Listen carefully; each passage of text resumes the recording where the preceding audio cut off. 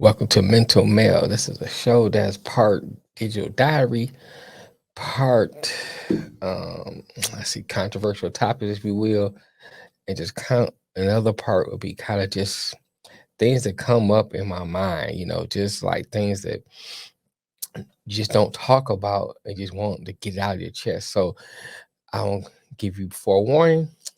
This may be some things that may not, how do I say, I won't say upset, but it may be some things that if you're simping, you may not like.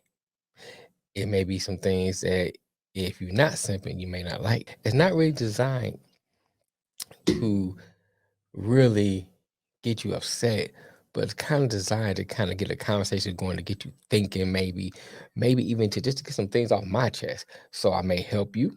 You may help me by commenting in the comments. So by if you have followed I Often Wonder, which is our sister station here on the ILW network, you notice that it's been on hiatus for a while.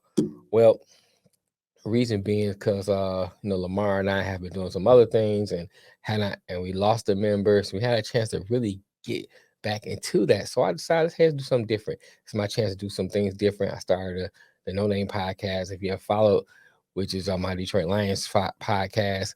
Then I also started sibling rivalry, which is something I do with my sister. And then we had this mental mail show, which something I've been wanting to do for a while. And this will, between Civil Rivalry and this show, will replace I Often Wonder for now. It's not going away permanently, but it's going to replace it for now. So it'll be under the I Often Wonder moniker. So if you're on Spotify and all those other channels, you will catch this show and Sibling Rivalry under that moniker. Without further ado, let's get into the show.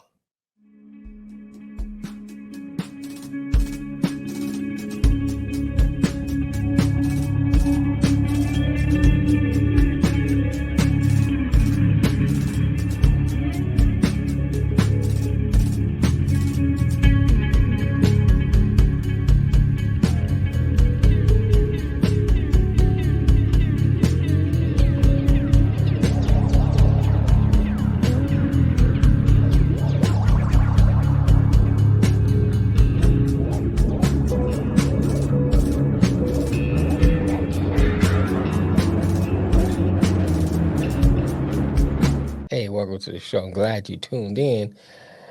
So I thought it'd be fitting to kick off this show with something that I'm still dealing with to this day.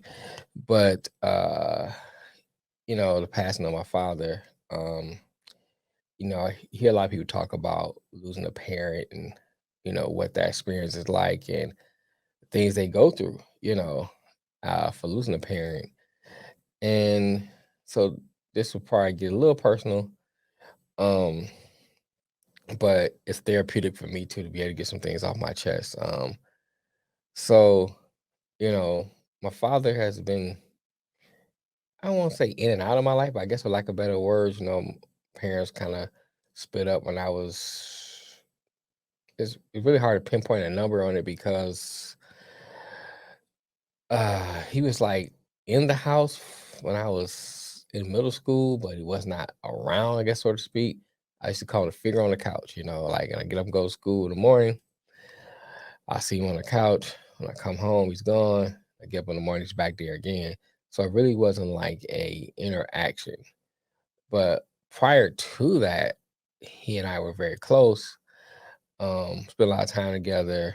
You know, there were some issues there, but in a general sense, we're pretty close. And once him and my mother decided to not be together anymore and to separate, you know, instead of him have not paying child support for two kids. He decided to stay there at least two. I was old enough. I think it was 18 when I was going to college, so he didn't have to pay child support for me or reduce child support. I can't remember the exact details. No, it's been a while. But anyway, so you kind of, as a child, you felt abandoned and alone, and never really. And I tried to bring the subject up to him. Never really wanted to talk about it, so I never really got that issue squared away in my life. So now you fast forward to now and it's passing, it was like kind of a, hate to use the word surreal because it's been overused for me. I think that's a word that people just use, just throw out there for everything. Oh, surreal. Oh, that's surreal. But for lack of a better word, I think that might be fitting. It's kind of a surreal moment.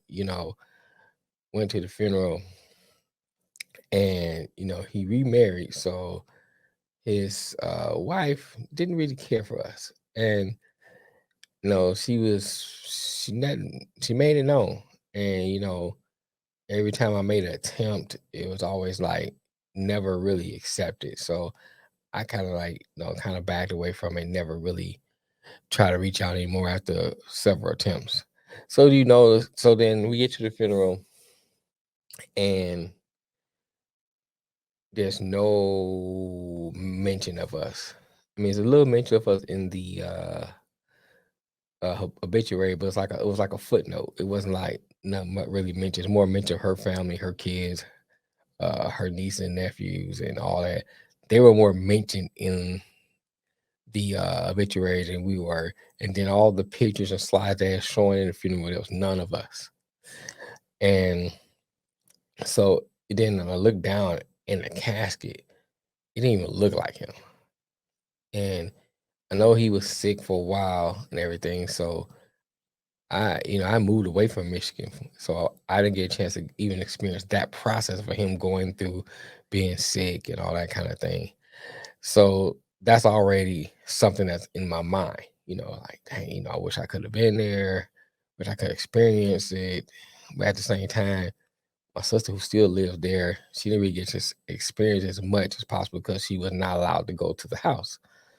So you have those issues that you're dealing with when you're dealing with death. And anyone who dealt with death before, whether it been parent, God forbid, a child, sibling, cousin, whatever, friend, you know, death is always that time where you just start reflecting, like reflect on the relationship you have with that particular person who passed, reflecting on things in your life. Oh, I gotta get this together this becomes before I end up here. Because whether we like it or not, we all end up going that way by the grave. So anyway, so we at the funeral, already feeling like, outside, already feeling like I'm not at my dad's funeral. I'm just at a place that happened to have a body, that happened to have people there that they call, that they call in a place they call a funeral.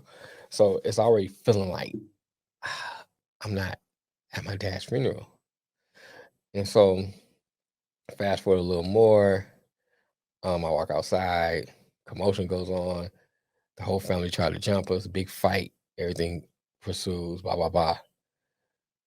So that adds to the memory or, the experience of the funeral. So I got that going in my mind.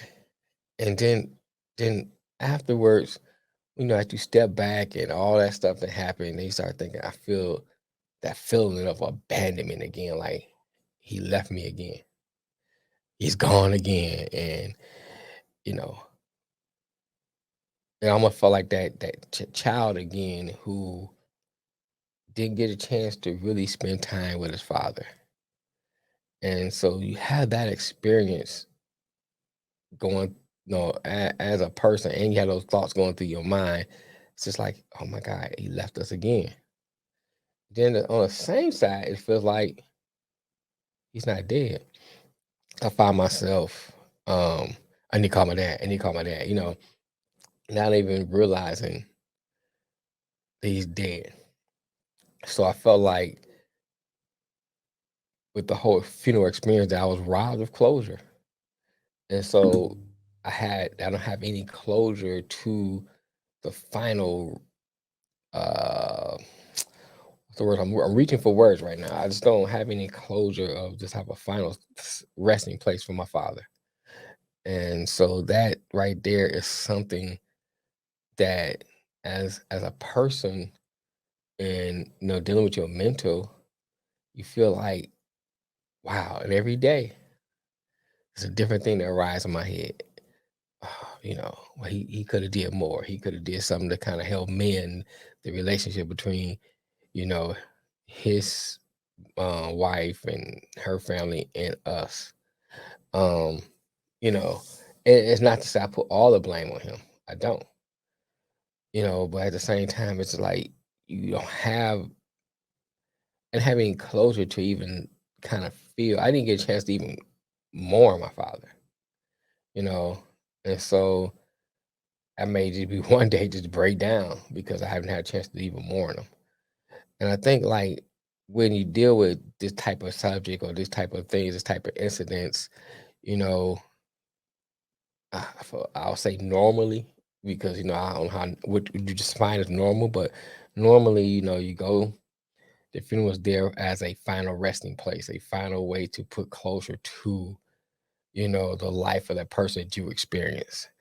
And, I heard some people say that they don't go to funerals, and stuff like that because, they feel like they don't have to be there, they care that memory that person with them, so they don't have to go to the funeral. And I respect that.